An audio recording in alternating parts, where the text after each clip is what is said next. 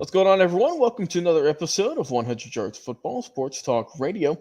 I'm your host and producer, Logan Landers, and joining me today to talk about the Boz, Brian Bosworth, former linebacker out of Oklahoma. Help me out, my guy from the Elite Sports and Entertainment Network, Mr. Jay McLovin. Jay, say what's up to the people and give me your thoughts, man, on Brian Bosworth. Obviously, I know you are a Texas fan, so I know you saw a lot of this guy back in the day. Just give me your thoughts on him back in college, man, and how he was at Oklahoma as a player. Yeah, first and foremost, I should say I am still sorry that Brian Bosworth didn't get to wear his 44 jersey in Seattle. As you know, they made him don the 55 jersey. And as you know, I really think that took a lot of his Brian Bosworth mojo along with it. If you know anything about Brian Bosworth, his career in the NFL wasn't exactly the longest. I think it spanned all of 24 games, spanned over 3 seasons with the Seattle Seahawks.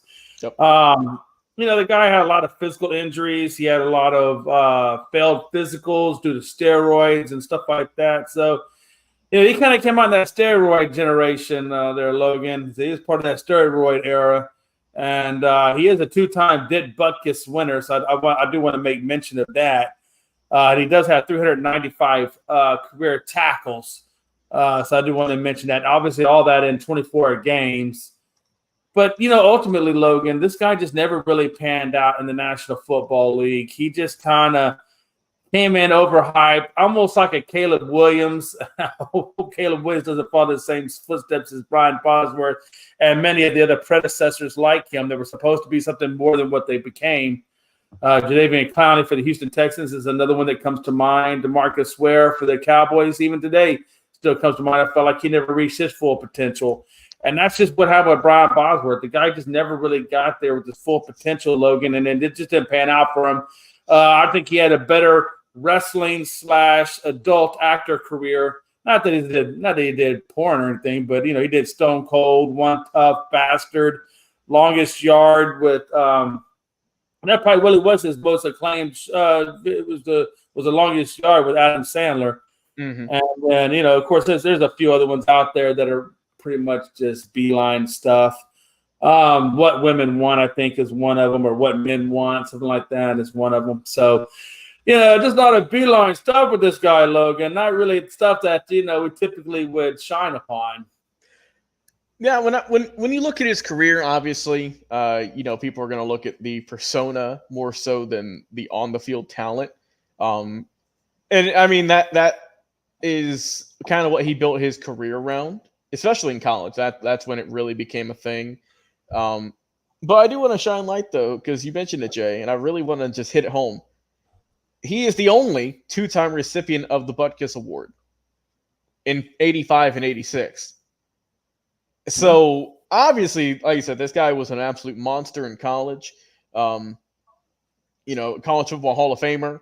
We know what he did in Oklahoma when helping the team get a national championship back in the day in 85. Got 13 tackles against Penn State in the Orange Bowl.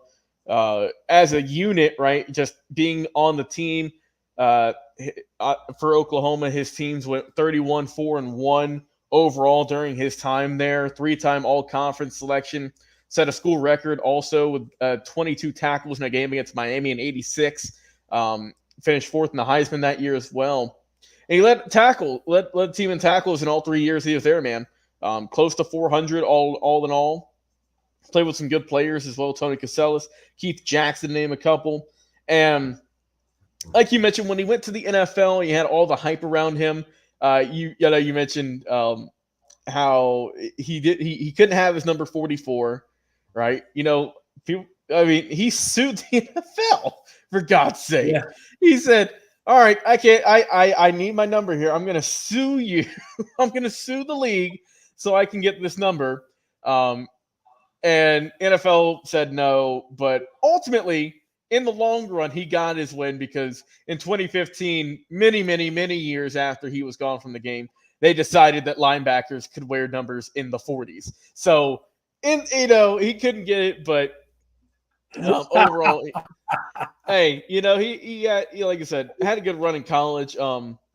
Like you said, man, we know he had the crazy hair, as you can see on the screen here if you're watching us on Yeah. Facebook or YouTube. Had the hats, the shirts. Just was not really liked by a lot of people. But he made his mark. You can't deny that, man. He made his mark on Oklahoma football, on college football.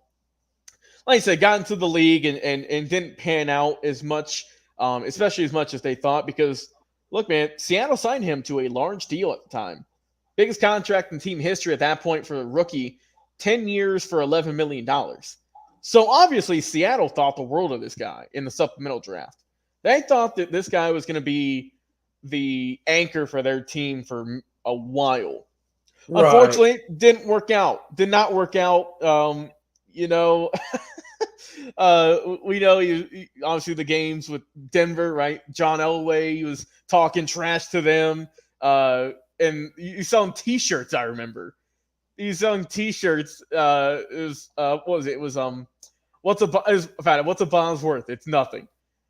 And a lot of people thought that Denver, like you said, a lot of people thought that Denver was making that or some other corporation, but it was Brian Bosworth. Jay, talk about money savvy. He's selling those things for $15 a pop, and listen, he was out there making that money. Ain't no doubt about it. No, he was, man. And obviously, look, we got to touch on it because it's probably the biggest moment of his playing career to a downside, right? But it's infamous in football lore. And Jay, you know where I'm going with this one. When he tried to talk that talk against Bo Jackson. And Jay, tell me what did Bo Jackson do to him? He ran him over, Logan. He ran him over, Jay. he ran him over, got into the end zone. He ran him over. He did. And that is where a lot of people kind of jumped off the bandwagon for him, unfortunately. Like you said, he could not stay healthy also. I know there was a quote I saw. Team doctor, Jay, a team doctor said that Brian was 25 with the shoulders of a 60-year-old. Yeah. So the poor guy, man, he just could not stay healthy. Just unfortunate, but like I said, just could not stay on the field. But like you said, he made a good career out of himself after the game. Obviously went to the College Football Hall of Fame in 2015. And then, like you said, did a lot of work in the acting field. Did acting. I can see his credits from 91 till 2019. So, I mean, he's always kind of doing something. I know that they had an ESPN documentary on him about 10 or so years ago. That was good. Just kind of profiling his career and everything, as well as away from the game. And look, man, when you talk about just public figures in football and personalities, this guy's got to be on your top. Number one, he's got to be like top 5, just because of the stigma of the attention he was able to get for himself and for his team, whether good or bad. It was attention, and like I said, just it felt kind of like a myth, right? That you'd read in a book of the Boz. And like I said, just a great career overall in college. Unfortunately, did not pan out super well in the NFL, but still, it's a guy who, that's why we have him as an NCAA legend, because, man, when he was healthy, he was putting people to sleep in Norman. And I don't mean sleeping in the crowd. I mean knocking them out and get some turnovers. So, Brian Bosworth, man, we salute you. We appreciate your service to the game of football and what all you've done to help the game. And honestly, Jay, think about it. If the NIL was around back then, he'd have been how much money this guy would have made. he'd have been living large. I promise you, that man would have been large and in charge. We would have seen him on every magazine cover. We would have seen him at the Met Gala, everywhere. But yeah, man, Brian Bosworth, heck of a character, and also a tremendous, tremendous football player. Well, Jay McLove, man, I appreciate you coming on the show today talking about the Boz, Brian Bosworth. I've been your host and producer this afternoon, Logan Landers, guys. If you like this video, like, follow, share, and subscribe, Facebook and YouTube. And also go and check out what me and Jay are doing over the Elite Sports and Entertainment Network on all social media platforms. Until next time, we'll see you on another live episode.